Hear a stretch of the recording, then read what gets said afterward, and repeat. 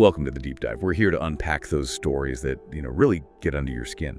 Today we're diving into something pretty chilling, excerpts from a story called The Man in the Reflection, a Midnight Murmur story. So our mission here is to really track the progression of this encounter, how something totally ordinary, a mirror, becomes, well, something else entirely. We're not just retelling the story. We want to look at how it builds that creepy feeling, that horror, focusing on the specific little details that twist the everyday into terror. It really is a fascinating piece, isn't it? It works like a case study. And as we go through it, I think you should keep this question in mind. Are we seeing someone's psychological state crumble? Or is this is a real intrusion, something supernatural? The story keeps pushing you on that step by step. Okay, yeah, let's start at the start. Kicks off super innocently. Our narrator, he finds this old mirror, garage sale. 50 rupees, practically nothing. You could picture it, right?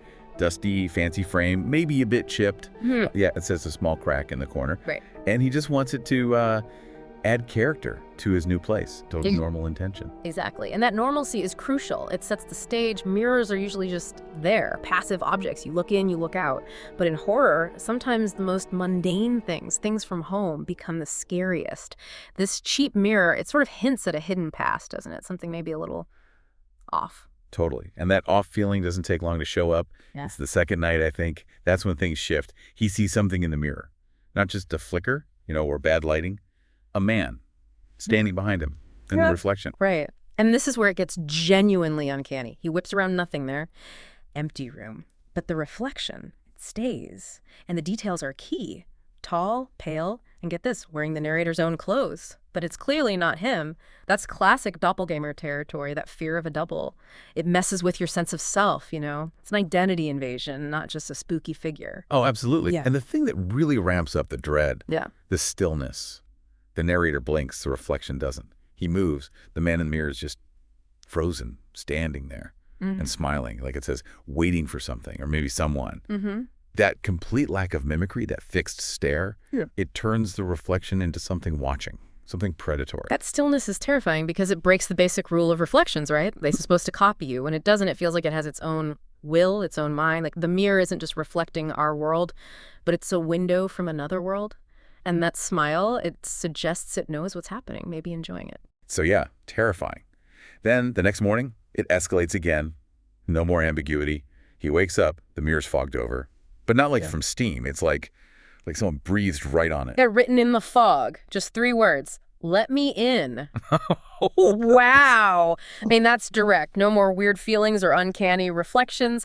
This is a demand. Yeah. The mirror isn't passive anymore. It's actively trying to cross over or communicate at least. And the narrator's reaction is pure instinct, right? Try to erase it. Scrub the message away. He scrubs it clean, yeah. And then he tosses the mirror out into the hallway, like, get it away from me, trying to regain control. And attempt to push the threat outside his immediate space. Right.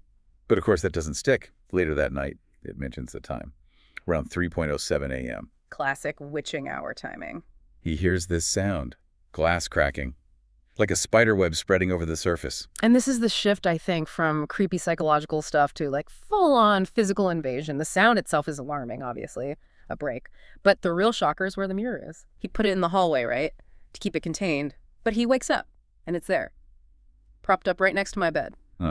That's not random. That's targeted.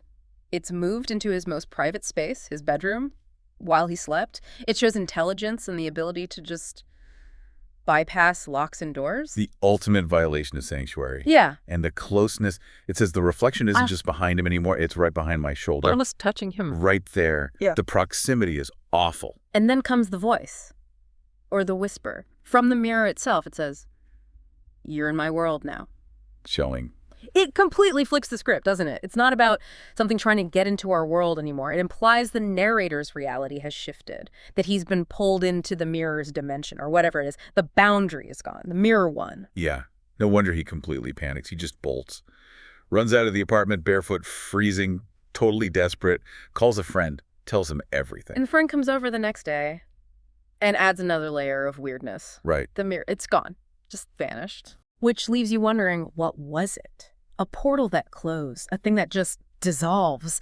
The fact that there's no physical evidence left makes the experience even more terrifying, more internal, maybe. But it's not over for him.